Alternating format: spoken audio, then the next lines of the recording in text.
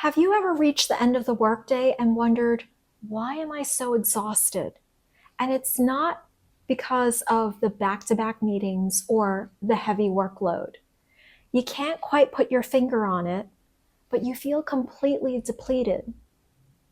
After over 20 years in HR leadership roles in the financial and tech industries, I've noticed one pattern, and it shows up again and again.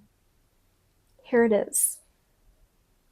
The people who burn out first aren't the ones with the biggest workload. They're the ones who are carrying responsibilities that were never assigned to them. And once you recognize it, you'll start seeing it everywhere. In today's video, I'll show you one of the biggest hidden causes of workplace exhaustion that nobody talks about. You'll learn to recognize the pattern and how to break it. You don't intentionally sign up for extra work. It just happens gradually. You worry about deadlines, not just your own, but everyone else's, and you become the person who reminds everyone and keeps them on track. You're the one who catches problems and fixes them before anyone notices. You're the one who follows up on projects and keeps them moving along because no one else will take ownership and you don't want those projects to stall.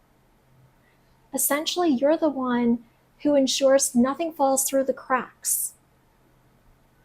And before you know it, you're the one who's carrying the mental load for the entire team. What's interesting is none of these responsibilities appear in your job description. So they often go unnoticed until you're completely exhausted. This is what we call invisible labor. It's the work that keeps everything running in the background but rarely gets recognized because no one formally assigned it to you. It's not necessarily additional tasks, it's additional responsibility, and that's an important distinction. Anyone can complete off a checklist, but what's mentally exhausting is constantly monitoring everything happening around you. You're tracking deadlines, anticipating problems, following up with people, thinking 3 steps ahead. And that constant mental monitoring requires energy. Over time, it becomes mentally and emotionally draining. So now you may be wondering, how and why did I fall into this trap? It's because you're competent. People trust you. Your managers and coworkers know you'll step in. You've established a reputation for being dependable, so people naturally gravitate towards you for help. Here's the catch. At first, it feels rewarding. You're seen as a team player. You're recognized for being reliable. You get compliments like, "What would we do without you?" You stay on top of everything, and you're asked, "Can you just do one more thing for us?" These compliments at first feel good. Our ego loves it. But over time, they become expectations. Without realizing it, you've trained the people around you to rely on you for things they could probably manage themselves. I fell into the same trap.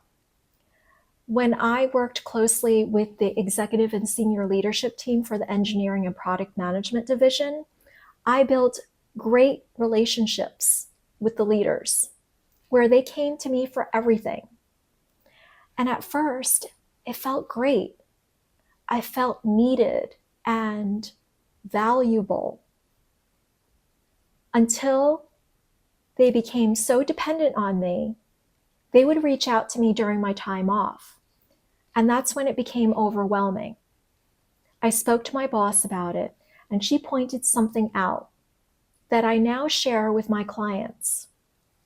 She said, when people become so dependent on you that they cannot make any decisions or take action without you, you're not helping them. You're enabling them to be weak. I had to step back and think about that for a moment. And she was absolutely right. I worked with the most intelligent, talented leaders for Fortune 500 companies. And they became so dependent on me that it incapacitated them when I didn't provide them guidance. And I didn't stop helping them. But what I did was push back and ask them, what would you do in this situation? And over time, they built their confidence back to deal with certain situations.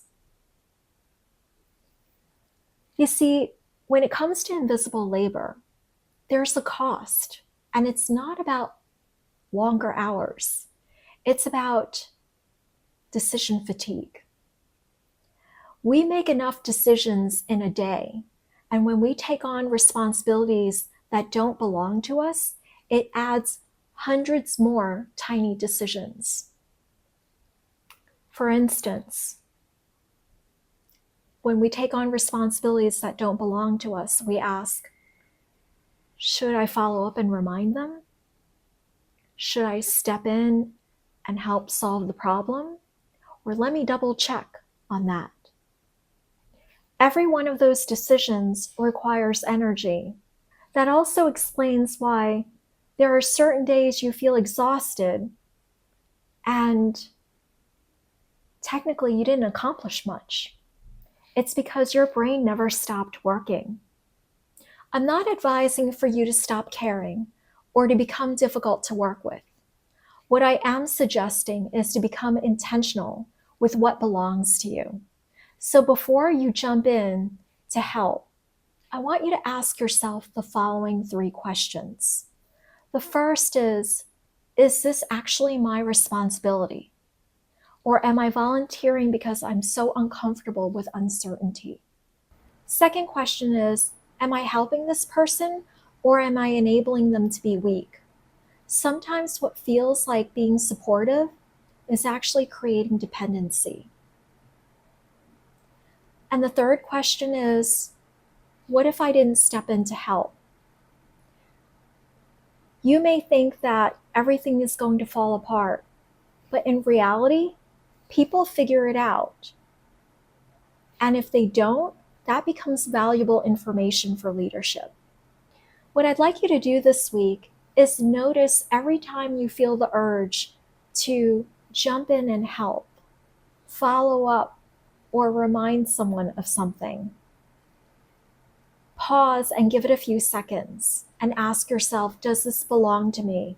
If the answer is no, let someone else own it. That pause will free up more mental energy than you realize.